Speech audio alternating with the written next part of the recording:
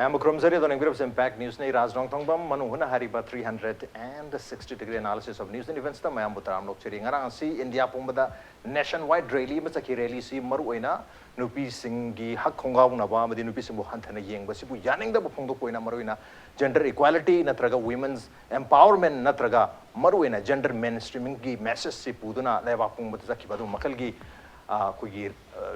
walk, Amahavatare. Hariba walk rally sigi maming su kugi power walk haidana maming se pikre aduga hariba power walk asigi matung danga si manuhna da khana jagadru besina hariba issue se da power talk haibatare power talk on equality ni manabdan hariba ngarang chakhiba adugumba walk rally adugi makha tarakpada madugi chakhibagi pandam karino aduga hariba equality gi wahan thoksen karino aduga time and time again higher equality ki wafum sida koi wari sanari basi not only Manipur state khakta kirtina India wide or worldwide hariba subject asida issues sida wari sari basi ki maram karino hai basi ki matang da khana ne gadam tanga si Impact News ki studio direction library basi joining us tonight on Manung Hutna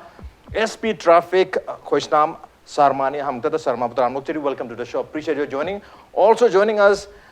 State BJP Mahila Morcha ki executive member Obiribi aduga Hanagi State BJP Mahila Morcha ki su President Obirambi RK Pramodini Oja Pusda Amnokcheri, welcome to the show, appreciate your joining too. And also joining us Imphal Times ki editor Rinku Khumukcham Rinku Amnokcheri, welcome to the show, appreciate your joining too. Ahan basi ay open question oina koi Ojahu Maki dum thamjage ahan basi to start with ay ma'am Sarma dalak chage ma'am Sarma isama ngarang si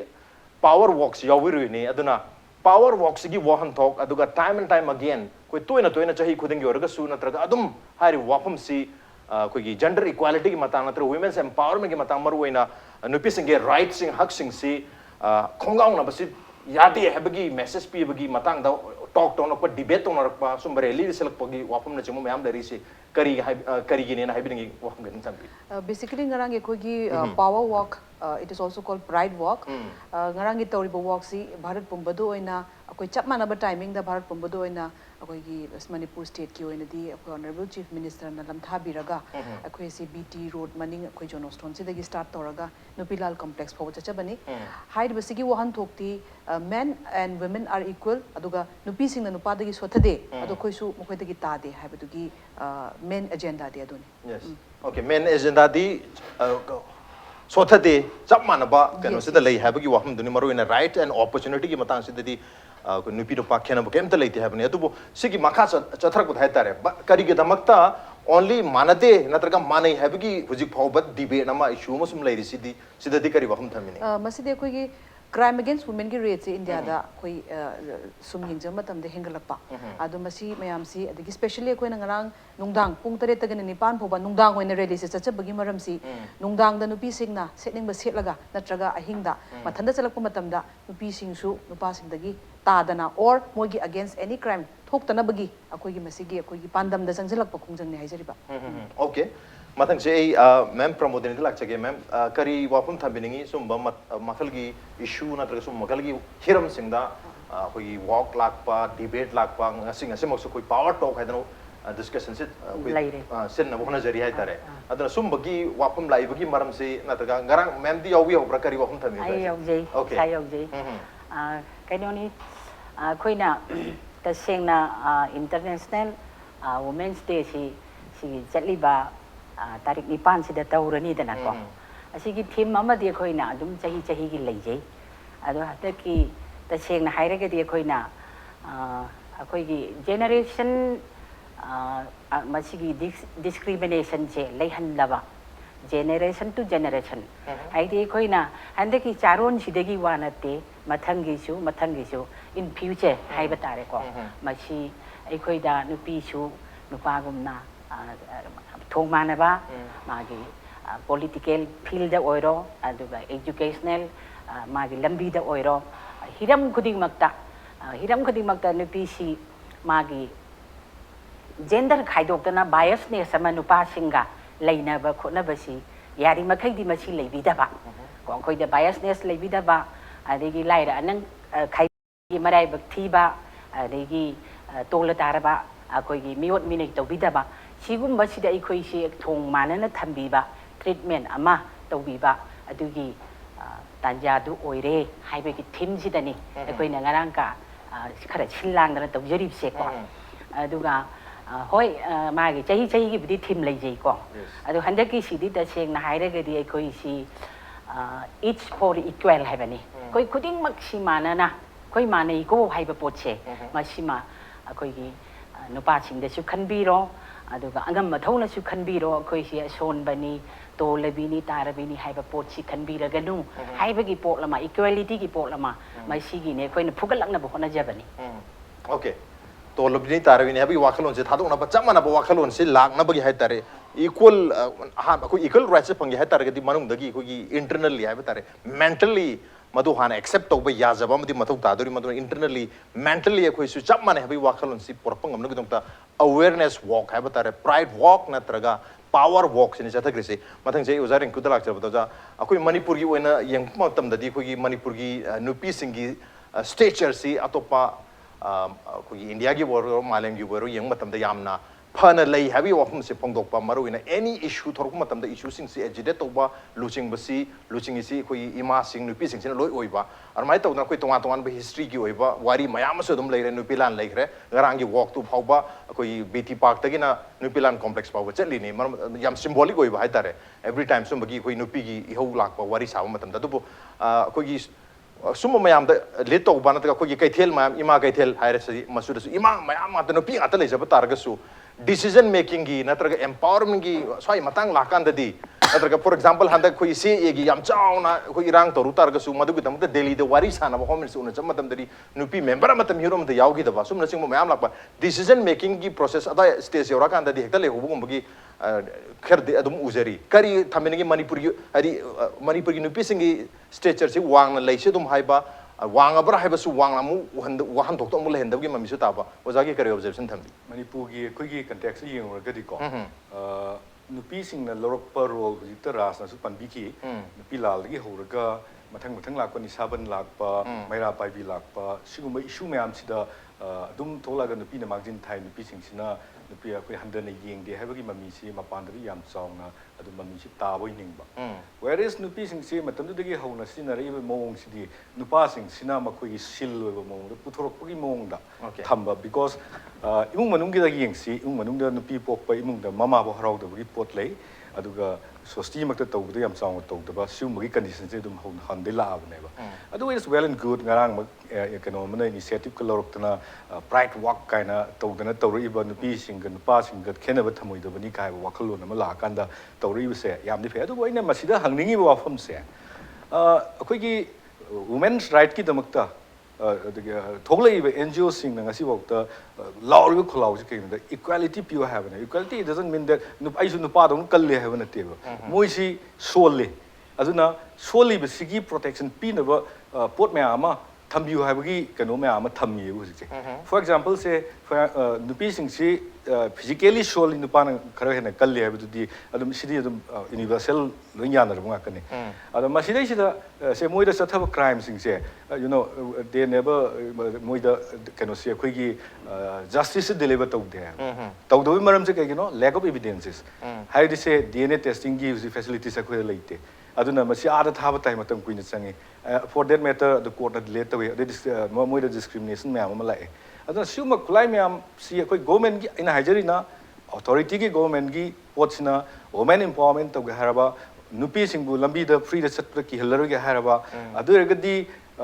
moi da crimes thaba se masi yade heba khangan bam sal ngai sange ba at the same time huzik ki yam kanna no with train am sakhalai sina kamai to geda nupi na nupi ni lon gi sana bi se nupi ma leina lu hom gi handak ta court na ko family court na no keno ma thingjin gi ba ko is dio ni ma sa si like su ya bhai ra ba adi koi administration tawrani na thokla ba sarkar na su khalla ba adu is dio ina su pura ba mcs pastor ba adu ma nupa ma na india gi law da nupi lon ba ya de se khangna nupi lon na ba thorang tor pa ko na intervene tor ma du thingjin ki kui dringa ngarang na han chu ngarang or ma ne court na khoi gi macha le ba nupa ma ka ki kare nupa ma khanga to pa mai nupi du divorce to dringa da khoi gi thingjin gi ba gi wa phum ma le ri se tak pudi अखोई की society से लेरी बन नुपा सिंग की mentalities ना करी no सिंग नुपी सिंग सिदी Young से simply saying that नुपी का नुपा का माना गदम नि नुपी सिंग प्रमोट गदम नि दिपंगा है बा ꯑꯗꯨ ꯁꯤꯒꯤ ꯃꯔꯛꯇ ꯅꯨꯄꯤꯁꯨ ꯌꯥꯎꯔꯤꯕ ꯅꯨꯄꯥꯁꯤꯅ ꯂꯨꯍꯣꯡꯕ ꯃꯇꯝꯗ ꯃꯥꯒꯤ ꯃꯃꯥ ꯃꯆꯦ ꯃꯗꯣꯝꯆꯥ ꯃꯌꯥꯝꯗꯨꯅ ꯌꯥꯎꯔꯤꯕ ꯅꯨꯄꯤꯁꯤꯡꯅ ꯅꯨꯄꯤꯒꯤ ꯔꯥꯏꯠꯀꯤꯗꯃꯛꯇ ꯂꯦꯞꯇ꯭ꯔꯤꯕ ꯍꯧꯖꯤꯛ ꯐꯥꯎꯕ ꯑꯗꯣ ꯂꯦꯞꯇ꯭ꯔꯤꯕꯅꯤꯅ ꯑꯩꯈꯣꯏꯅ ꯍꯧꯖꯤꯛ ꯃꯅꯤꯄꯨꯔꯒꯤ ꯁꯤꯆꯨꯋꯦꯁꯟꯁꯤꯗ ꯅꯨꯄꯤꯁꯤꯡꯁꯤ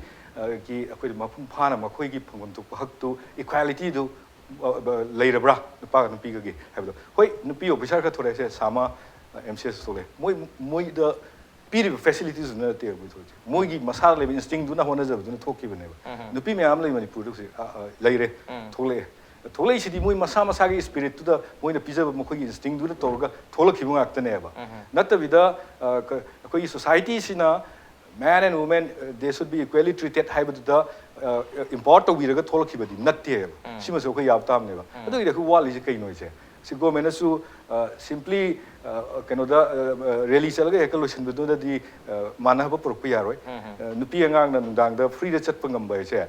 ꯇꯣꯇꯦꯜ ꯁꯦꯀ꯭ꯌꯨꯔꯤꯇꯤ ꯂꯩꯔꯀꯥꯟꯗ ꯂꯩꯒꯗꯧꯕꯅꯤ ꯇꯣꯇꯦꯜ ꯁꯦꯀ꯭ꯌꯨꯔꯤꯇꯤ ꯂꯩꯔꯕ꯭ꯔꯥ ꯍꯥꯏꯁꯤꯁꯨ ꯌꯥꯝꯅ ꯍꯪꯕ ꯌꯥꯕ ꯀ꯭ꯋꯦꯁꯟ ꯑꯃꯅꯦ ꯑꯁꯨꯕ ꯁꯤꯒꯨꯝꯕ ꯃꯌꯥꯝꯁꯤ ꯂꯧꯈꯠꯇ꯭ꯔꯒꯗꯤ ꯍꯥꯏꯗꯒꯤ ꯄ꯭ꯂꯁ ꯀ꯭ꯔꯥꯏꯝ ꯇꯧꯔꯤꯁꯦ ꯍꯟꯊꯅꯕ ꯃꯇꯝ ꯆꯥꯅ ꯑꯩꯈꯣꯏꯒꯤ ꯖꯁꯇꯤꯁꯁꯦ ꯗꯦꯂꯤꯚꯔ ꯇꯧꯅꯕ ꯃꯇꯤꯛ ꯆꯥꯕ ꯈꯨꯠꯁꯨ ꯈꯨꯠꯂꯥꯏꯁꯤꯡꯗꯣ ꯂꯣꯏꯅ ꯊꯝꯕꯤꯔꯀꯥꯟꯗ ꯌꯦꯡꯕꯤꯗ꯭ꯔꯒꯗꯤ ꯂꯩꯔꯤꯕ ꯐꯤꯕꯝꯁꯤꯗ ꯑꯩꯈꯣꯏ ꯅꯨꯄꯤ ꯅꯨꯄꯥ ꯃꯥꯟꯅꯅ ꯂꯩ ꯁ꯭ꯇꯦꯇꯁ ꯃꯥꯟꯅꯅ ꯂꯩ ꯍꯥꯏꯁꯦ ꯅꯨꯄꯤ ꯂꯥꯟ ꯊꯣꯛꯈꯤ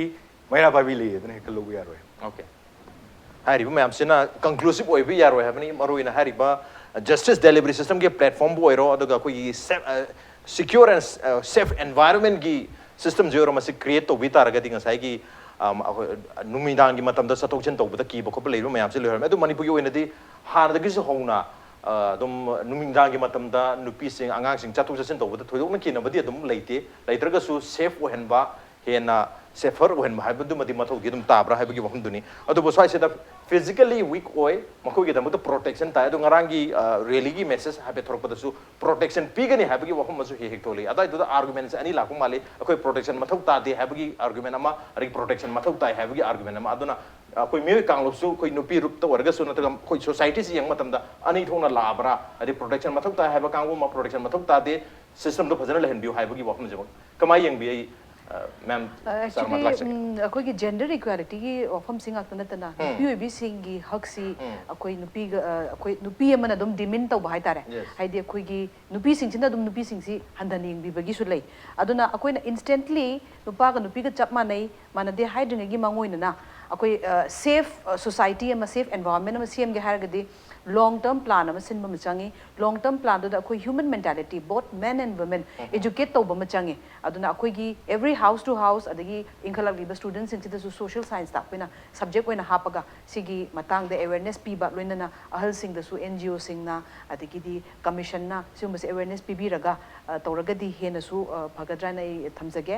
secondly ngasai gi justice system si akoi hanadi toramde adugu manipur da handak tagi di crime against women haidana koi section na matunga handak ta leire masi additional SP amana head tawraga leiba unit ni aduga court na su masi fast track court si linkhal aga akoi justice te thuna deliver tawna na bagi khongjang si moi changjalaki aduga ngasai gi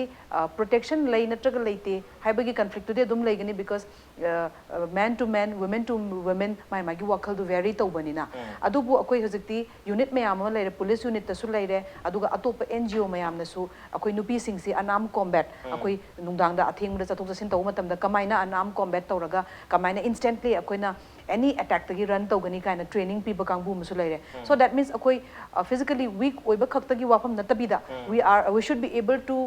be safe ourselves akoi protection pi su pi so firstly akoi samak fit oiba tabani we should be both physically fit and mentally sound aduna it is a long procedure nupa ga nupi ga manaba thaga ma porakpa aduga safe society safe environment ma porakpa habesidi masidi yam kuina changa do potni aduga akoi na ngarang changjanjari ba khongjang akoi gi government na tawraga changsalai ba khongjang it is the beginning aduna masidagi tapna hena afaba environment porakani habesi ai thajai adu sai sida koi ma'am Sarma gumba koi empowered haitare empowered ba women sing mayam ma koi society da mayam thole haida hoki ba chhi khara jidi khara ge hena tholpugi ma mitari mayam dam chawana positive notion ama signal ama messaging ama di tawri adu ba sigi messaging si ozar inku ju thambi ke badasi koi hana dagi adumba platform ama environment ama create to bi banate masagi on hona zaman dagi thokjar panga tani haiba ma antar masagi on instinct dagi masagi on wakhalon dagi tholokpa masana semja pada self men ngato into ba adu hoi mi khudam ke self men ngato ne adu hoi environment atra hoi system se social structure system se maroina masi yamna conducive oi ba environment targadi sumba empowered powerful oi ba women sing masing hena throppada mateng pangani nu vibra adu adu kari meng kan no ai gi mot di akoi gi aina manipur gi oina scenario yang jab india ge to pumpham dadi akoi gi macha nu pa ga nu pi ga popo si nu pi like tam han da yawi adu akoi manipur gi parents as well as manipur gi society si di nu pa wer su nu pi wer su loina ma equally treat tawbagi adu ujai aduga nu pi wer ga so koi ai gi credit ai gi success ki or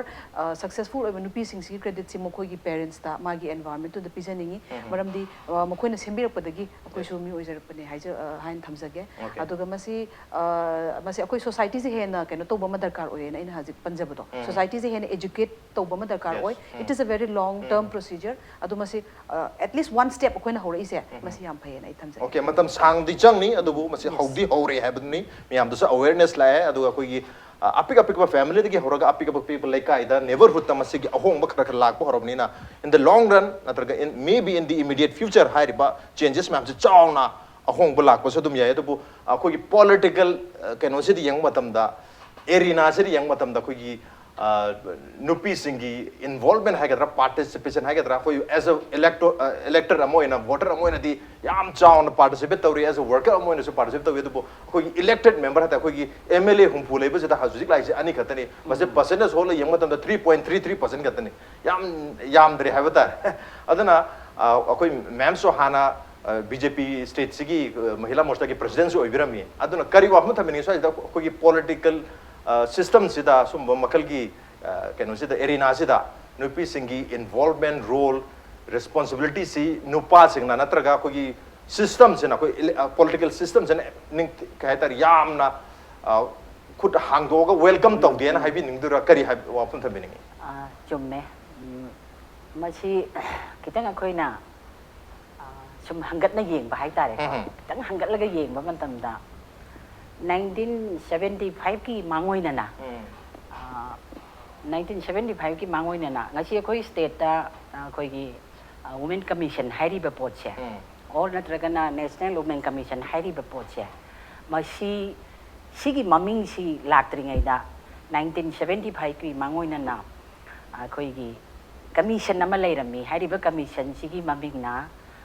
status of women commission है status hai ba polam palli mo ina aduga madugi chairperson sina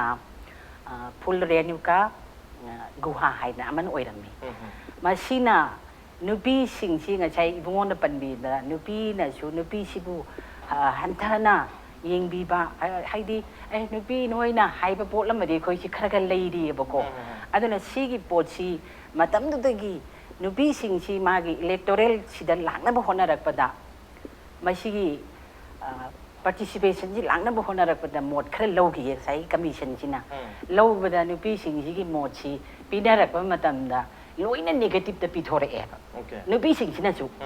aduna khoi nupi sing china chu ai khoi si ya jada badong na lei ri ba ai ngai khoi ya ki roi ni nupi di ya ki roi da ge de ge mu nupa na chu hai jin bi re karai ri nupi na ngam ga no nupi na chu mo hai re karai nupi de ya ki roi mo hai re si gi mod chi de gi madu de ni kan na khoi gi 33 reservation ki problem la krito bill du di marai bagi am thi re ko mai gi wari di am chang le re madu gi bill du di ek on ba syara roi madu hayen khoi na ka sira ga thokla adra khang de madu marai ba khar thi re lai re aduna adu gi po chi talak pa de gi budi ga si khoi na kai no de di phang le da na ai khoi gi local body gi macha da na kra adu nga thai ibon hai du chu me ba nupi si na chu nupi ji han da yeng ba di mama na ka chu he nupa pu e hai di mai be ma toi ba chare ngaren tau ni hai ni tau ba nupi pu e hai re ga da khare han te ge tau ba chi po che chum chat na rak ta na sum le re concept di ko si po che concept si de ama ka ai hai ji ge ba concept si o ja ma na mama am khak na ba ma wari li doi ni ko khoi tan bi doi ni hey ibungo no hoi na ne kari gum ba da khong ham ni nge hai re ba di ne kilometer ani nang mafam sidagi chatho ga hamuko haina hai machan pa china imana hai ki hai dana magi yum sidagi mana khong hamning la pa matam da ma chi kilometer ani chat pa matam da mi magi yum ni 망곤다 따로래. 누구를 수 이만 하기에나 마디 아주자 함루래 해봐. 아주디 와 톨래다나. 아이 거리 나 아주 다인 라에다나 거. 너 컨셉시. 컨셉시 레기 떠이네 봐 거기다. 시기 컨셉시기 change tauge haiba taragadi awareness pi batai miyam da ne pi miyam da hoji paramalam da kari gumba thogdo uma tho na tra phuna jaina tho ai hala me sura me he haradi koi nu pi miyam taro ga du di mai me yum thuga yu ming chen thuga yu di ha dru mus payu yotum payu taro ga tau ri ba ko ai koi da lai ri ba dignity si lana chetli ha ba ai koi da lai ri ba pochi gyan tamin na ba chang ni ha ba chung me have nu pi hantana lauri ba poche adu ngasi di yara roi haiba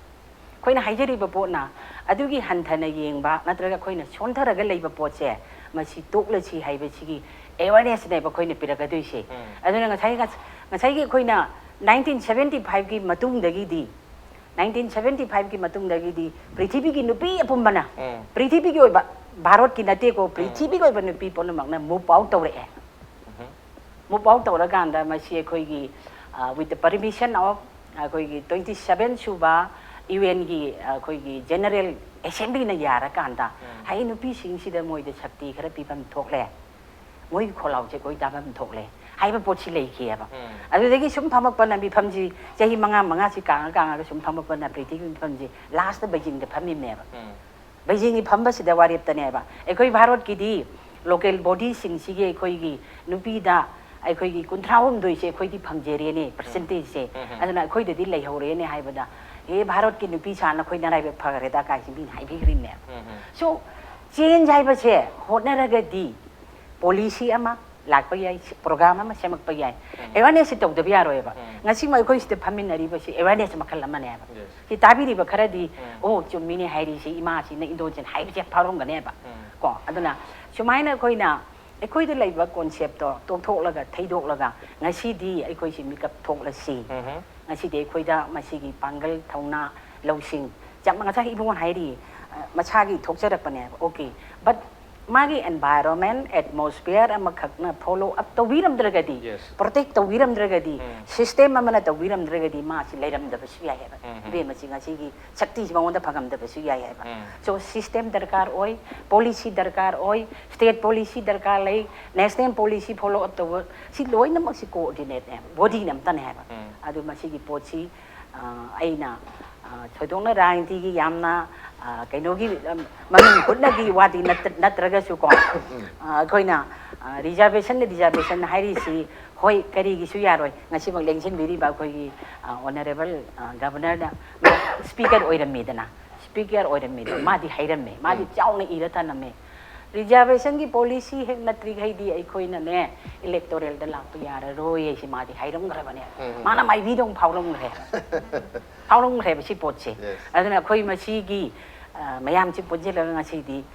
Koi Karahotna Rasida, Karahotna Rageba, Karasum Torajeba, and I do give call out in the Tamjake. Okay. One of them, Yam Chow, Matuta, one of us, Maruina, discriminate Chow Torisi, Nupi, Kanup Latagi Nupi, sing would discriminate over Hantani Yang Bakang, Karali Targasu. Yam ka hena chow na tawdu sidi nupa kang lup tagini discriminate tawdu si maramadona he haina bla koi awareness ki matang da boiro gender sensitization ki matang da boiro gender mainstreaming ki matang da boiro gender inequality ki matang do ibar debate discussion natraga summa makal ki awareness campaign da boiro maru oina aware tawdu ri ba koi sensitize tawdu sidi nupa kang lup si oigadaw ni habi wa ne du summa makal ki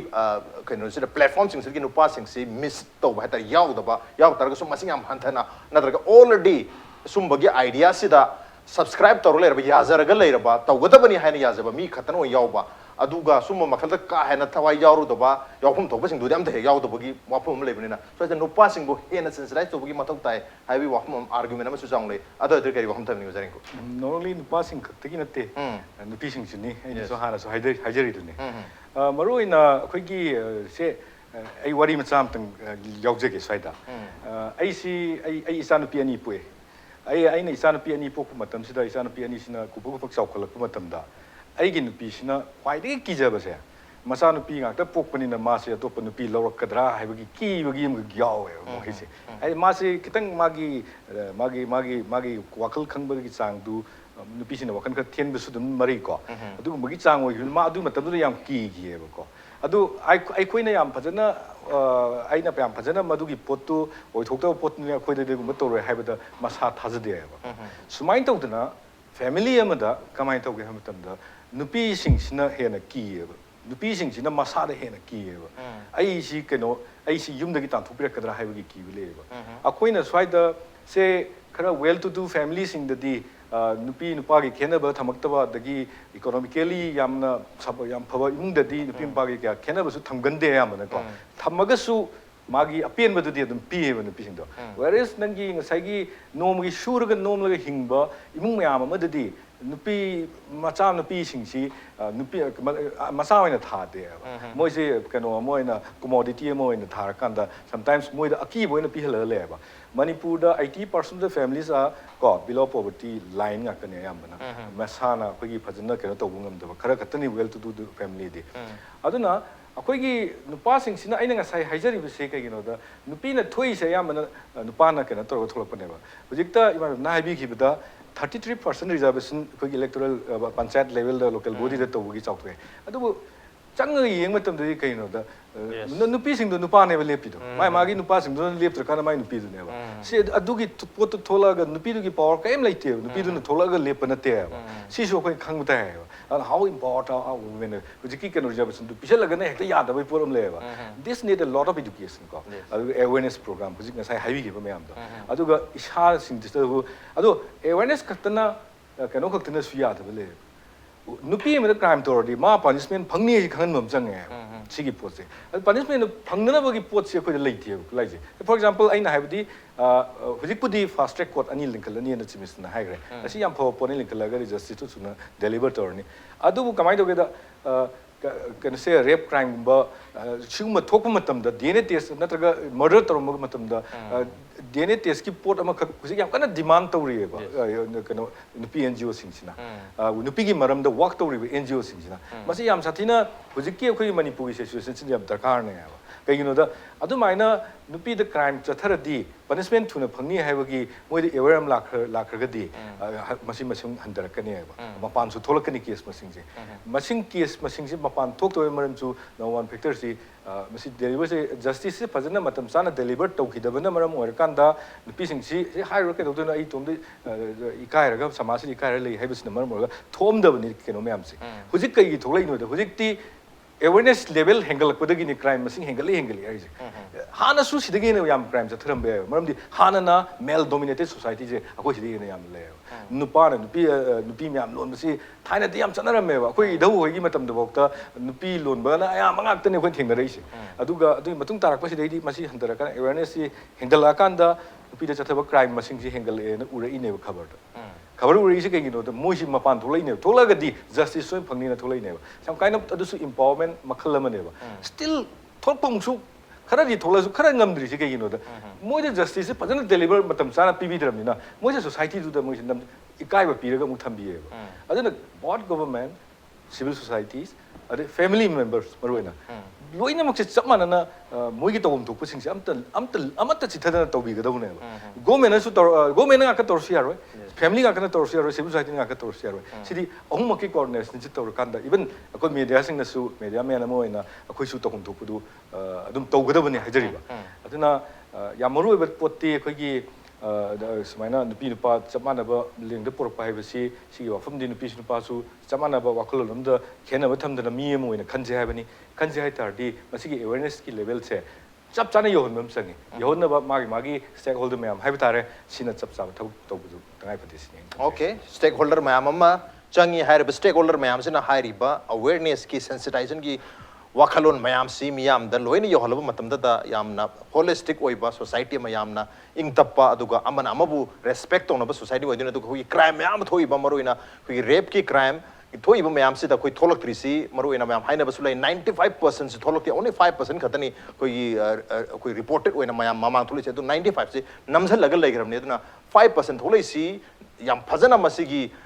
justice delivery system ma pi khraba khakta na tana hai riba koi victim family sing aduga victim mayam sibu akoina makoi da respect dignity se equally piba ngam tar gadi atopa 90% gum mayam ma namjal laga leri mayam se namjan da bida makoi se loi thulaga yamna leng manaba society am oi bada yam chawba contribution am oini habne dona examples from every angle lenga ke makai digi miyam ke makai digi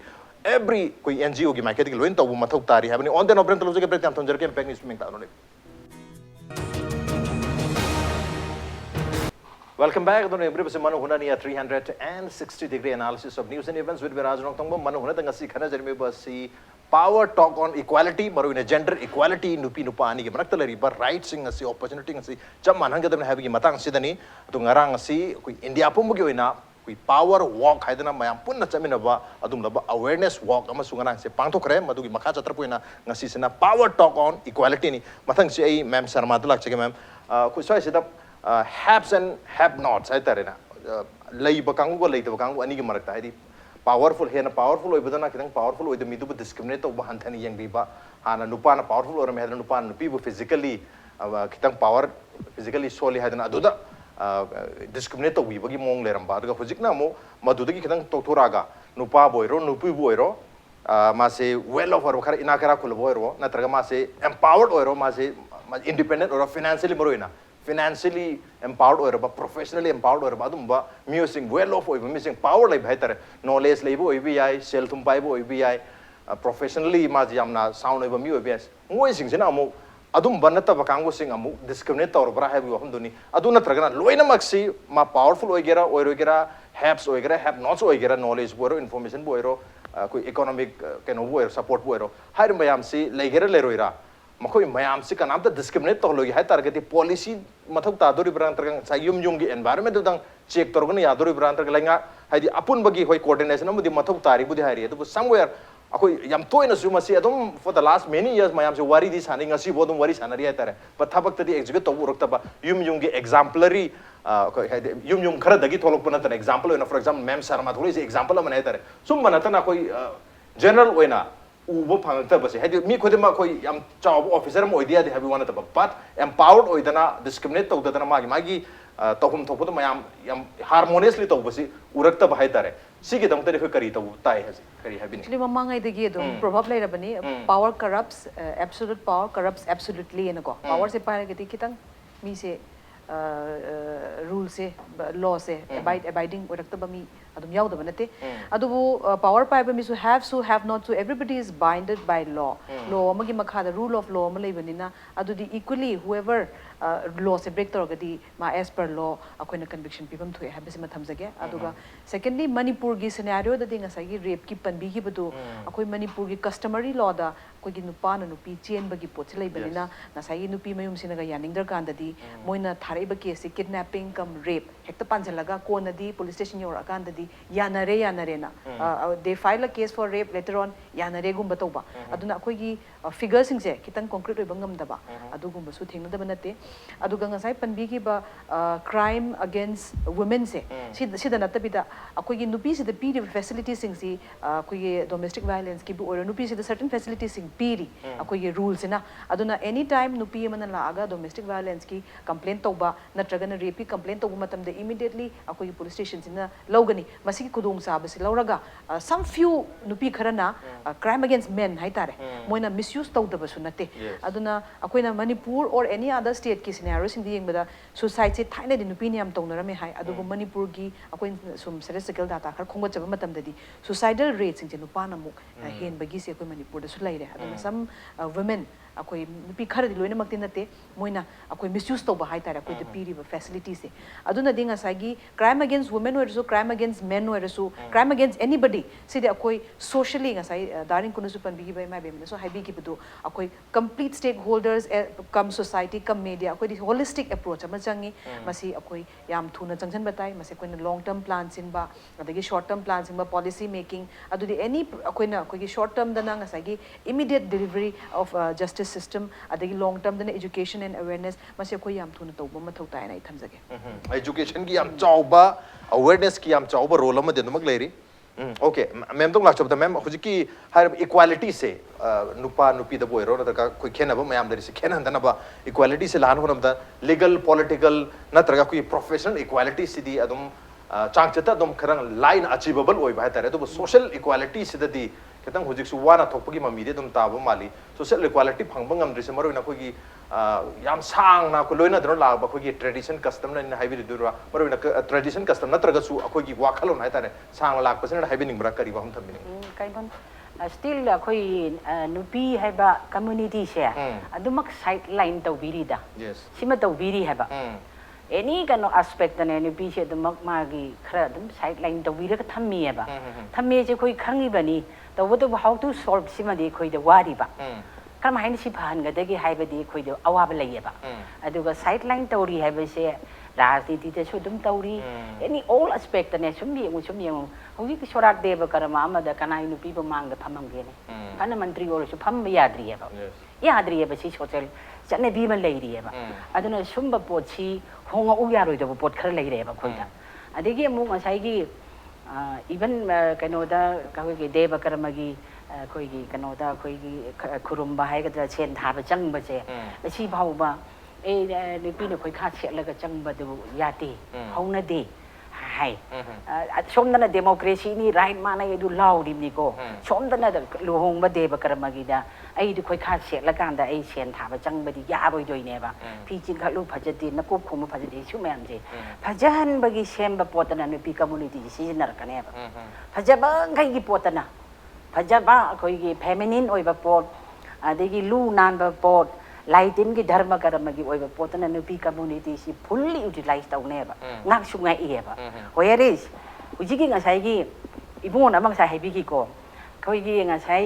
33% si ada khoi ki local bodies da phangaga su magi nupa singna leiram bani manung hanjin na thiru kan di nupi sing du oiram de still moi si adum power si yaw da badang na leiram mi hai ba do ma si aina khanje ba da di madu natti hai ba di madugi ayaba si percentage si pi baduna waidang tairaga leramba dhuptang katlaga leramba nupi manga si thoga microphone pai banga mai bani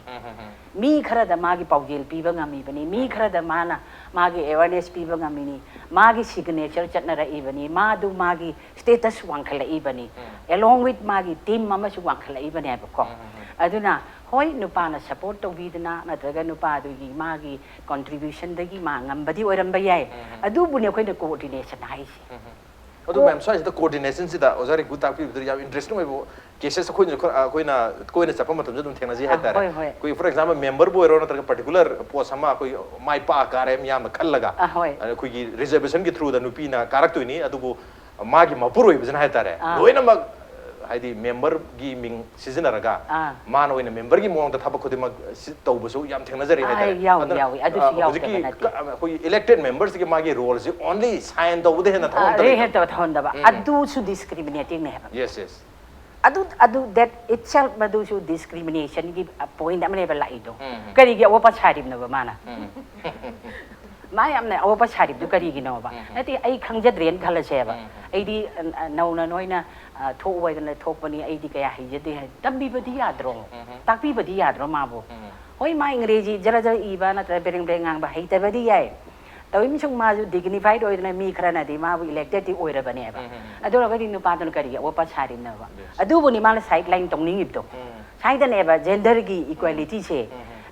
koi nu bi ta dong soro ai lo sem bira ba ge ki si kari wa pa cha ba no ba si cha bi ga no ha ba phudo han bi ba chap chana mating du bibiyo ha ba para du tambi she ha ba mon da bi du da so that adu ra gadi in a wider scale da ni bi sing chi khare he ne di mai pang je rak ni ha ba adu bu ne ba empower ha de ise adu ga maming de thambi ra ga tak law na nam ga stamp pe ki phim na tham ga ai nu pa na loi sil la ga lak ta ra ga di what is the point kari point na ba in member karu ba gi poto adu da ga hon lan ba hori ha ba adu na ngasi ki message di tawbi ga no ma do yari kai tawbi ga no no pa sing do na husband sing do na yes mating di pang bi support tawbi yai ko adi khang da hai da ba do tak bi yai ma do tambi ra ga pekra ba ngang abc lo le ecd jai ma kai di a b hai ba hai re ecd ngang ma cha ma adu mai nu bi me chior oi ra ba du ma ka tambi ba da cha ma tambi ba da yang kai di hai ni dai bo ko adu na sigi po che khoi na sum nai na ba matam da di thammi da khoi yaning chung ya yaning dri ba thammi ba dum still sai lain chi taw ri ba ꯑꯩꯈꯣꯏ meeting ꯑꯃ ꯇꯧꯔꯦꯀꯣ ꯑꯩꯈꯣꯏ ꯑꯃꯨꯛ ꯈꯠꯅꯕ ꯌꯥꯎꯋꯦꯕ ꯁꯥꯎꯅꯤꯡꯗꯅ ꯑꯩꯈꯣꯏꯁꯤ ꯇꯀꯦ ꯂꯥꯛꯆꯔꯦꯀꯣ ꯃꯃꯥꯡ ꯐꯪꯒꯦꯁꯤ ꯌꯥꯔꯔꯣꯏꯕ ꯑꯩꯈꯣꯏꯁꯤ ꯄꯥꯔꯇꯤꯗꯁꯨ ꯀꯣ ꯑꯗꯨ ꯊꯝꯃꯣ ꯑꯗꯨ ꯊꯝꯃꯣ ꯍꯦꯛꯇ ꯇꯧꯔꯛꯑꯦꯕꯀꯣ ꯑꯗꯨꯗꯤ ꯑꯩꯈꯣꯏ ꯃꯌꯥꯝꯗ ꯄꯨꯛꯅꯤꯡ ꯏꯃꯣꯁꯅꯦꯜ ꯑꯣꯏꯔꯦ ꯀꯩꯅꯣ ꯑꯩꯈꯣꯏ ꯍꯦꯛ ꯐꯪꯒꯦ ꯍꯥꯏꯔꯗꯤ ꯃꯣꯏ ꯁꯨꯃꯥꯏꯅ ꯍꯦꯛꯇ ꯇꯧꯔꯛꯑꯅꯤ ꯀꯩꯅꯣ ꯑꯩꯈꯣꯏ ꯅꯨꯄꯤꯁꯦ ꯌꯥꯗ꯭ꯔꯤꯅꯦꯁꯦ ꯑꯗꯨꯅꯅꯦ ꯍꯧꯔꯁꯤ ꯍꯥꯏꯔꯤꯁꯦ ꯀꯥꯏꯅ ꯍꯦꯛ ꯇꯧꯕ ꯁꯤ ꯇꯧꯅꯔꯤꯑꯕ ꯑꯩꯈꯣꯏꯁꯦ ꯑꯗꯣ ꯃꯁꯤ ꯄꯣꯠꯁꯤ ꯂꯩꯔꯤ ꯂꯩꯁꯨ ꯂꯩꯈꯤꯅꯤ ꯍꯣꯏ ꯐꯔꯛꯄꯁꯨ ꯑꯣꯏꯁꯅꯨ ꯑꯩꯈꯣꯏ ꯃꯇꯝꯃꯛ ꯅꯠꯇ꯭ꯔꯁꯨ ꯑꯩꯈꯣꯏꯒꯤ ꯍꯌꯦꯡ ꯇꯨꯡꯗ ꯍꯧꯔꯛꯄꯁꯤꯡꯗꯨꯒꯤ ꯃꯇꯝꯗ ꯑꯗꯨꯅ ꯏꯂꯦꯛꯇꯣꯔꯦꯜ ꯄꯥꯔꯇꯤꯁꯤꯄꯦꯁꯟꯁꯦ ꯃꯁꯤꯗ ꯌꯥꯎꯍꯟꯗꯕ ꯌꯥꯔꯣꯏ ꯍꯥꯏꯕ ꯅꯨꯄꯤꯁꯦ ꯑꯗꯨꯒꯤ ꯃꯇꯝꯗ ꯌꯥꯎꯔꯀꯥꯟꯗꯗꯤ ꯑꯩꯈꯣꯏꯅ ꯅꯨꯄꯤꯁꯤꯡꯁꯤꯒꯤ ꯄꯣꯠꯁꯦ ꯉꯁꯤꯗ ꯉꯝꯃꯤꯕꯁꯤꯗꯒꯤ ꯈꯔ ꯍꯦꯟꯅ ꯑꯩꯈꯣꯏ ꯉꯝꯃꯛꯀꯅꯤ ꯍꯥꯏꯕ ꯁꯤꯒꯤ ꯄꯣꯠꯁꯤꯃ ꯂꯩ discrimination social discrimination sima yam chang lari probably akhoi to sang na to na tinar la ba koi chanabi sina su oiram ba yai ha ba ni family de se dum hore okay ozaring ku da lak chara ba ja koi sumagi koi khanana na bagi platform not only television discussion khakta bu na tabi da tongan ba forum mayam lari madu da su oi bi madu gi koi na koi panelist put select to oi bi impact news ki example of matam da su ayam matam impact news ki discussion da nupa panelist ngatne lak tu si ꯑꯩꯈꯣꯏ ꯉꯁꯤꯒꯤ ꯅꯨꯄꯤꯒꯤ ꯃꯔꯤ ꯂꯩꯅꯕ ꯏꯁꯨꯗ ꯑꯩꯈꯣꯏ ꯅꯨꯄꯤ panelist ꯌꯥꯎꯕ ꯁꯨꯝꯕ ꯈꯔ ꯈꯛ ꯅꯠꯇꯅ ꯌꯥꯝ ꯌꯥꯎꯕ ꯐꯪꯗꯦ ꯃꯔꯝꯗ ꯁ꯭ꯋꯥꯏꯁꯤꯗ ꯁꯝꯋꯦꯌꯔ ꯅꯨꯄꯥꯁꯤꯡꯒꯤ ꯃꯥꯏꯟ ꯁꯦꯠꯇ ꯍꯧꯖꯤꯛꯁꯨ ꯑꯗꯨꯃꯛ ꯅꯨꯄꯤꯁꯤꯡꯁꯦ ꯀꯝꯄꯦꯇꯦꯕꯜ ꯑꯣꯏꯗꯦ ꯀꯣꯝꯄꯤꯇꯦꯟꯁ ꯂꯩꯇꯦ ꯍꯥꯏꯕꯒꯤ ꯋꯥꯈꯜꯂꯣꯟꯁꯦ ꯑꯗꯨꯝ ꯆꯦꯟꯕ꯭ꯔꯥ ꯑꯩꯈꯣꯏꯒꯤ ꯁꯣꯁꯤꯌꯦꯜ ꯄꯣꯂꯤꯇꯤꯀꯦꯜ ꯏꯀꯣꯅꯣꯃꯤꯛ ꯑꯔꯨꯕ ꯗꯤꯁꯤꯖꯟ ꯂꯧꯕ ꯃꯔꯨꯑꯣꯏꯅ ꯗꯤꯁꯤꯖꯟ ꯃꯦꯀꯤꯡ ꯄꯥꯔꯠꯁꯦ ꯂꯥꯛꯑꯀꯥꯟꯗ ꯍꯦꯛ ꯍꯦꯛ ꯅꯨꯄꯤꯁꯤꯡꯕꯨ ꯌꯥꯎꯍꯟꯗꯕꯒꯤ ꯋꯥꯐꯝ ꯐꯣꯔ ꯑꯦꯛꯖꯥꯝꯄꯜ ꯉꯁꯥꯏ ꯑꯩꯅ CAꯒꯤ ꯑꯩꯈꯣꯏꯒꯤ ꯌꯥꯝ ꯆꯥꯎꯅ ꯏꯔꯥꯡꯁꯦ ꯅꯨꯄꯤ ꯃꯌꯥꯝꯅ ꯆꯪꯁꯤꯜꯂꯝꯃꯒ ꯗꯦꯜꯂꯤ ꯆꯠꯄ ꯃꯇꯝꯗ ꯅꯨꯄꯤ ꯑꯃꯠꯇ ꯌꯥꯎꯗꯕꯒꯤ ꯀꯦꯁꯅꯆꯤꯡꯕ ꯂꯩꯔꯤꯁꯦ ꯀꯔꯤ ꯋꯥꯐꯝ ꯊꯝꯃꯤ ꯁ꯭ꯋꯥꯏꯗꯅꯦ ꯑꯩꯁꯨ ꯑꯩꯅꯁꯨ ꯈꯟꯖꯔꯝꯕꯁꯦꯀꯣ ꯀꯩꯒꯤꯅꯣ ꯏꯝꯄꯦꯛ ꯇꯤꯚꯤꯅ ꯉꯁꯤꯐꯥꯎꯗ ꯁꯣꯁꯤꯌꯦꯜ ꯅꯠꯇ꯭ꯔꯒ ꯄꯣꯂꯤꯇꯤꯀꯦꯜ ꯏꯁꯨ ꯅꯩꯅꯕꯗ ꯅꯨꯄꯤ ꯄꯦꯅꯦꯂꯤꯁ ꯀꯌꯥ ꯍꯥꯞꯇ꯭ꯔꯤꯁꯤ ꯀꯩꯒꯤꯅꯣ ꯀꯥꯏꯁꯦ ꯏꯇꯣꯝꯗ ꯍꯦꯛ ꯈꯟꯖꯩ ꯑꯩꯁꯨ ꯑꯗꯨꯝ ꯌꯥꯝ ꯇꯣꯏꯅ ꯈꯟꯈꯤ ꯑꯗꯨꯒ ꯀꯜꯆꯔꯦꯜꯂꯤ ꯉꯁꯥꯏ ꯏꯃꯥꯏꯕꯦꯝꯅ ꯍꯥꯏꯕꯗ ꯌꯥꯝ ꯐꯖꯕ ꯈꯔ ꯂꯩ ꯅꯨꯄꯤꯁꯤꯡꯁꯦ ꯑꯩꯈꯣꯏꯒꯤ ꯁꯣꯁꯥꯏꯇꯤꯗ ꯅꯝꯊꯕ ꯃꯥꯟꯕ ꯄꯣꯠ ꯑꯃꯈꯛ ꯂꯩ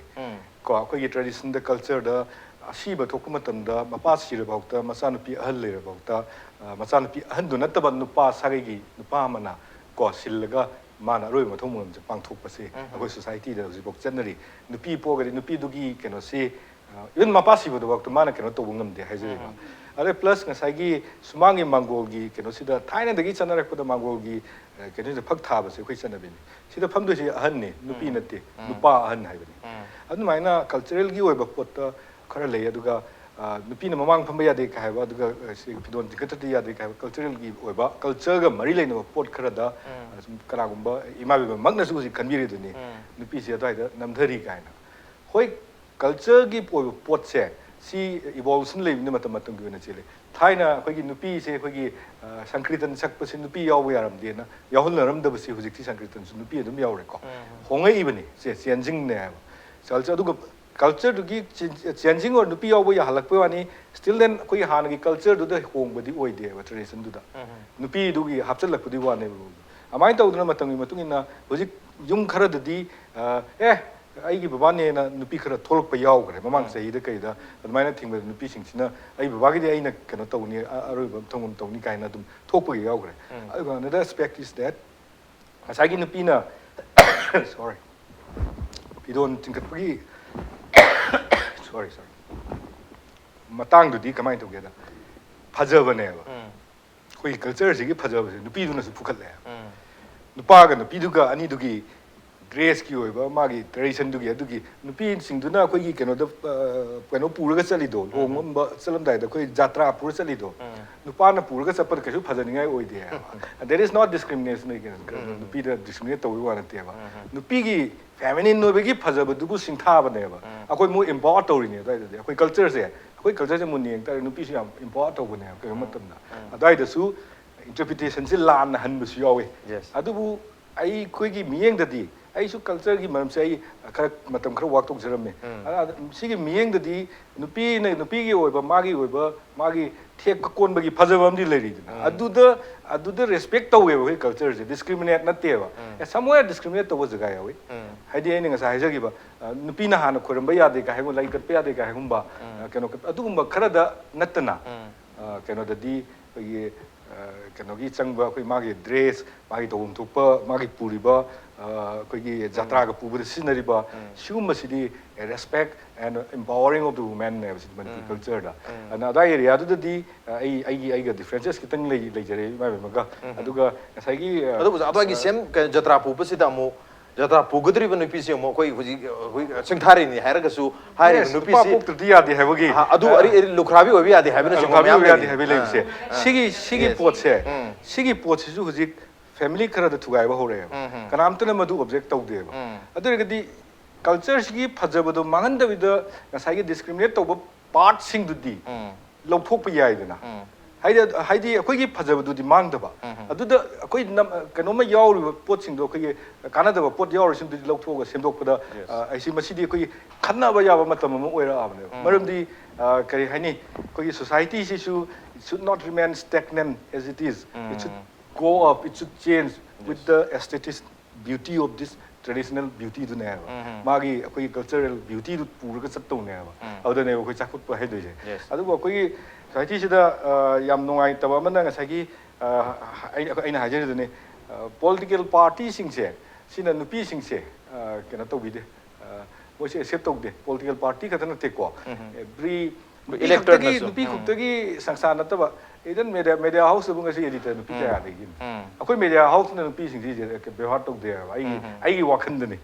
ko aduna even swai area sini aina koi koi makta semdok pa sange ai se akoi na masigi semdok pa ngama kandadi akoi fully nupi sing su empower to bunga makani society se change lak pa ngama kani nupi pok pagi saw bu su tawroi matai manau khanabagi chang se am handarakani khainabagi chang handarakani nupi lomi chang handarakani faida. Okay, representations have that every aspect of life the nupi ki representation se masing wang na lehlingai mako ye dignity mako ye respect si pi bataragadi even representation itself had that mako ye mahut mako ye mute ya hon ba mako ye masing yaman basina masa matum da respect pi re dignity le re sa da dum self messaging miyam the message yo godo ribne du madu khitang wali maramandar madu yam kana hengalan ma mathau tai matam de polo ribne du one question am khatai mem da lacham ge mem Sarma da ngai ba ko gi decision making gi timing yora kan da di family da gi hobu ya isam chamba yung gi decision lo badagi oi bi ai atri economic decision oi bi ai social professional any decision lo matam da nupi sing da decision lo bagi keno chi thadok ta bana tari yahon da bagi he wapam se decision making process la nupi yahon ri keno nupi yahon ri keno he yang chaw na ngang na wapam moi ada da kari wapam thami hujikti madugi scenario change tawre district administration makta yeng biro hujikti particularly with this new government akoi DC sing si nupi oibasi yam yaure loina na akoi district SP sing si administration gi lam da su decision making and district tu bu run tawbagi ability si nupi sing su competent oi moi su ya na khanbiraga akoi nupi sing da su sinabi base hora ada even family matters da su adum project nupi sing tathok tasin tawna ba moi decision making da adum involved to halle and I thamjage aduga particularly see akoi long term moina society see as such akoi yamna safe and equal oiba society mo hen hai targadi every mother educate to ba darkar oi and every girl child da akoi na motivate to ba darkar oi that you are no less than a man habiduma aduna ai humjin thamjaraga aina haijaning basi we are starting with it aduna hujisi masidi haure starting with the government starting with us aduna dum yingbiyo aduna many of the districts ko dum ubiram gani aduna masi ohong basi tapna lai adu yamna thuna la aning ba haija haibata okay ahong ba mayam da la akogi ahong gi nuksit haiba tar masi silak pa hore Manipur da yaure adu masi yam chaw ba example sing hai tar akogi bureaucratic level da mayam yaure political level da kitang wali hai tar hojing sai so haje khiba handa kisi akogi tramatu choba Manipur State Assembly sida only koi nupi MLA si ani khaktani yaure si 3.3% khatani out of 60 manamandra masida su masi hengala mathuk tari only through reservation ngai lai taragadi madug reservation dudi asai oza Pramodini se thambi ba koi yengbo phangadori ba ubo phangadori ha ba ki yam chaw hangam di leire ha bani but every aspect of life ta akoi gi leiriba society gi life sida ha ba tare the professional obi ya political atmosphere obi ya every sphere da koina nupi gi representation se masing yam na hengalan ma mathau tai hengalam matam do da masa matum da miyam da messaging laktoni miyam da masigi awareness chawn su laktoni but education is required on the no ngasi gon ti manu hone ki thamche matang solution jarge ngasi thoramsi da oza Rinku oza Pramodini amadi oza Sarma na lengbi drong ngasi thoramsi ba thawa pikhiba amadi mapung phan bi tamak ta mapung amukana thaga chapnu chari appreciate you joining Masan nga sige manu hunigi tharong nga sige edition sa kalam to bibuye ko tikhan birak piyagani ko email ID di impacttv.news@gmail.com natraga ko Facebook page www.facebook.com/impacttv manipur da join to birga comment amadi feedback tha birak piyagani. Well, ladies and gentlemen, thank you so much for joining us from the other side of the screen. Until next time, this is Raj Nongthombam signing off. Kurumdir.